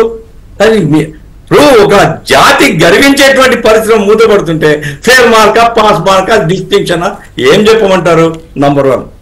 జీవిరెడ్డి గారికి నేను ఇంకో ప్రశ్న అడుగుతున్నా సార్. నేను దురుద్దేశంతో మాట్లాడడం లేదండి. నేను ఇప్పటికీ జగన్మోహన్ రెడ్డి పార్టీ కానీ జగన్మోహన్ రెడ్డి పరిపాలన కానీ 1% కూడా నేను బలపరచను. రాష్ట్రంలో తెలుగుదేశం ఈ కూటమి ప్రభుత్వం వచ్చిన తర్వాత అన్ని క్లబ్స్ ఓపెన్ అయినాయండి. 5 సంవత్సరాలు జగన్మోహన్ రెడ్డి కాలంలో డబ్బులు పెట్టి ఆడే క్లబ్లని మూతపడి ఉన్నాయి. ఇప్పుడు అన్ని క్లబ్లు ఆడుతున్నారు, అన్ని క్లబ్లు తెరిచినారు, కోట్ల రూపాయలు చేతులు మారుతున్నాయి. ఆఖరికి ఉన్న ఎమ్మెల్యేలు రిప్రజెంట్ చేస్తున్నారు, ఆ క్లబ్ తెరవండి, ఆ క్లబ్ తెరవండి. ఏమండి ప్రజలకు ఇది మంచిదా? ఆలోచించండి. ఇసుక చెప్తున్నా నేను. ఎందుకు మీరు ప్రోహిబిట్ చేయరు? బయటికి పోవడాన్ని, బెంగళూరు పోవడం, మెడ్రాస్ పోవడం, హైదరాబాద్ పోవడం ఆపేయండి. ఆటోమేటిక్గా దిగొస్తుంది. మీ వాళ్ళే ఉన్నారు దాని వెనకాల. కాబట్టి దయచేసి ఆత్మ పరిశీలన చేసుకోండి. ఇప్పుడు నేను మిగతా విషయాలకు పోనండి. మంత్రులకు సంబంధించి సార్ నేను కొంతమందిని చూస్తున్నాను. నాకేం ఎవరి మీద వ్యక్తిగత ద్వేషం లేదు. అసలు ఆ శాఖకి సంబంధించి ప్రిలిమినరీ థింగ్స్ కూడా ఎన్నిసార్లు చెప్పినా ఏమీ యాక్షన్ లేదండి. ఎట్లా సార్ గవర్నమెంట్ ఏమిటి? ఇప్పుడు ఇంతకుముందు ప్రతిదీ జగన్మోహన్ రెడ్డి ఎవరితో కలవాడు? సకల శాఖ మంత్రి. ఇప్పుడు ప్రతిదీ ముఖ్యమంత్రి కలవాడు. ఏం చేయాలా? ఇవన్నీ కూడా మీకు మంచిది కాదు. 100 రోజులే అయినాయి, పెద్ద రోజులేం కాదు. దయచేసి పరిపాలన స్ట్రీమ్ లైన్ చేయండి. శాఖలు కంట్రోల్. ఇప్పుడు సార్ ఎన్నికల ముందు ఎలక్షన్ కమిషన్ ఆదేశాలతో ఆర్డీఓలందరినీ ట్రాన్స్ఫర్ చేశారు. ఇప్పుడు జనరల్గా ఏం జరుగుతుంది? ఎన్నికలు అయిపోయిన తర్వాత పాత వాళ్ళు వచ్చి వాళ్ళని మార్చి కొత్త వాళ్ళని వేసుకుంటారు గవర్నమెంట్ మారిన తర్వాత. ఇప్పటికి వాళ్ళే పని చేస్తున్నారు. ఎందుకు పని చేస్తున్నారు? జీవిరెడ్డి గారు నేను చెప్తే చాలా చాలా మొత్తాలు చేతులు మారుతున్నాయి. దయచేసి గమనించండి. నిజాలు నిష్ఠూరంగా ఉంటాయిలే. నేను ఏదో నిందించడం కోసం చెప్పడం లేదు. దయచేసి ఆలోచించండి, దయచేసి కనుక్కోండి, సర్దుకోండి, బాగు చేసుకోండి. మేము మీ శ్రేయస్సు కోరే చెప్తున్నాము. మంచి పరిపాలన కావాలని ప్రజలు ఆశించారండి. కొన్ని మంచి పనులు ఉన్నాయి. చంద్రబాబు కష్టపడుతున్నారు దాంట్లో నాకేం, ఎందుకంటే అర్ధరాత్రి పోయి ఆ నదిలో పడవలో పోవడం అనేది చిన్న విషయం కాదు. చంద్రబాబు నాయుడు గారి మీద నాకు కంప్లైంట్ కాదు. అయితే వ్యవస్థ ఒక వ్యక్తి ద్వారా కాదు, ఒక టీం మొత్తం, ప్రతి మంత్రి నా బాధ్యత, నా రాష్ట్రం, నా రాష్ట్ర ప్రజలు అనేటువంటి భావత ఉండాలా. ఆ స్టీల్ ప్లాంట్ మీద ఇప్పటికైనా తక్షణం దృష్టి సారిస్తే మంచిదనేది దినకర్ గారిని కోరుతున్నారు. రైట్ గఫూర్ గారు, అదే జీవి రెడ్డి గారు చెప్పండి. ఇప్పుడు మిమ్మల్ని అడిగారు డైరెక్ట్ గా, మమ్మల్ని అడుగుతారు జీవి రెడ్డిని ప్రశ్న అని కూడా అన్నారు. గఫూర్ గారు చెప్పిన విషయాల్లో ఏదైతే ఉన్నాయో పెద్దలు వాళ్ళు చెప్పిన అవన్నీ కూడా సూచనలు కానీ లేకపోతే విమర్శలు కానీ మేము పరిగణలోకి తీసుకుంటాము. మేమేమి సూచనలు విమర్శలు తీసుకోము. మేము చేస్తున్నది ఇట్లానే పోతామని చెప్పము. డెఫినెట్గా ఇప్పుడు వారు చెప్పారు, చంద్రబాబు నాయుడు గారు బ్రహ్మాండంగా చేస్తారు. మంత్రుల విషయం మీద కంప్లైంట్ ఉంది. ఎస్, కొంతమంది మంత్రులకు కొత్తగా రావడం వల్ల అనుభవం లేదు. అనుభవం ఉన్న వాళ్ళు కూడా ఇంకా పని లేదు, కదలటం లేదు. ఒకటి. రెండోది, 40-50 కోట్లు ఖర్చు పెట్టించారు, ఆకలితో ఉన్నారు. కొంతమంది చేతులు ఉన్నారంటే జరుగుతుంది. అందులో మళ్ళీ ఇప్పుడు నేను గఫూర్ గారితో డిస్ప్యూట్లో దిగలేను. సో డెఫినెట్గా ఇవన్నీ వారు ఏదైతే చెప్పారో అది డెఫినెట్గా ప్రభుత్వ దృష్టికి, నేనే కాదు మా పార్టీకి సంబంధించిన పెద్దలు కూడా టీవీ చూస్తుంటారు కాబట్టి డెఫినెట్గా అది ప్రభుత్వ దృష్టికి తీసుకెళ్తారు. తప్పకుండా ఇనిషియల్లో ఉన్నాం కాబట్టి ఏమైనా తప్పులు జరిగితే డెఫినెట్గా అన్ని సరిదిద్దుకోవాలి. విషయంలో తులసిరెడ్డి సార్ గారు గఫూర్ చెప్పిన మాత్రం నేను ఒప్పుకున్నా, కొంత పాక్షికంగా. కానీ మరి అంతగా అంటే కంపేర్ టు వైసీపీ గవర్నమెంట్, మా గవర్నమెంట్ మేము పోల్చుకుని ఇసుక విషయంలో మా గవర్నమెంట్ మేము పోల్చుకుని బెస్ట్ అని చెప్పాను. కానీ బట్ వాళ్ళతో పోలిస్తే మాత్రం డెఫినెట్గా బెస్టే. రేట్ల విషయంలో ఇప్పటికీ కన్ఫ్యూజ్ ఉంది. ఉచిత ఇసుకకి కొంత కన్ఫ్యూజ్ అవుతారు. మేము ట్రాన్స్పోర్టేషన్కి తీసుకుంటున్నాము, అది కూడా తీసుకోకపోతే విచ్చలవిడితనం అవుతుంది, లెక్క పత్రం అనేది ఉండదు. ప్రభుత్వ పరంగా తీసుకోవాల్సిన సేమ్ రేట్ ఛార్జెస్ తప్పితే మిగతా పరంగా తీసుకోవట్లేదు, అది గమనించాలి. రెండోది, కొంత ట్రాన్స్పోర్ట్ ఛార్జెస్ ఎక్కువ అవటం వలన రేట్ ఎక్కువ అనిపిస్తుంది. రీజన్ ఏంటంటే కొన్ని డంప్స్ అవి ఓపెన్ కావడం వల్ల గఫూర్ సార్ వేరు ప్రాంతాల నుంచి తెచ్చుకోవడం వల్ల డిస్టెన్స్ పెరిగి ట్రాన్స్పోర్ట్ ఛార్జెస్ వలన ధర ఎక్కువ ఉన్నమాట మాత్రం వాస్తవం. అది మీరు అన్నట్టు ఒక నెలలో ఆ సమస్య కూడా పరిష్కారం అవుతుంది. అంటే ఎక్కడ ఉన్న డంప్స్ అక్కడే తీసుకోవడానికి అవకాశం వస్తుంది. కాబట్టి ఇప్పుడున్న దాంట్లో ఛార్జెస్, ట్రాన్స్పోర్ట్ ఛార్జెస్లో దాదాపు 75% తగ్గుతుంది సార్, అందులో డౌట్ ఏం లేదు. బట్ ప్రస్తుతానికి మీరు చెప్పినంత మేము సరే. ఇక్కడ ఏంటంటే అందరూ ఇప్పుడు ఎవరు చెప్పినా ఆయన 10 సార్లు స్ట్రెస్ చేసి చెప్తున్నారు గఫూర్ గారు, మా మంచి కోసం, ఆయన కూడా అదే ప్రజల కోసం చెప్పి మీ మీద ద్వేషమో లేదా ఇంకోటని కాదు. ఈ ఇనిషియల్ స్టేజ్ లోనే తప్పును గుర్తిస్తే సర్దుకుంటే మంచిది, మంచి పేరు వస్తుంది అనేది వారు చెప్తున్నారు.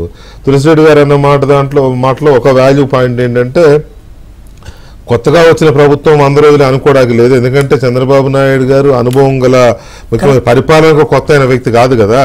రాగానే కుర్చీలో కూర్చోగానే ఏముందని 2 రోజుల్లో ఇది చేసుకోగలిగి వర్క్ స్టార్ట్ చేయగలిగిన కెపాసిటీ ఉన్నవాడు ఆయన. అసలు ఆయన వర్క్ అలా ఉంటుంది.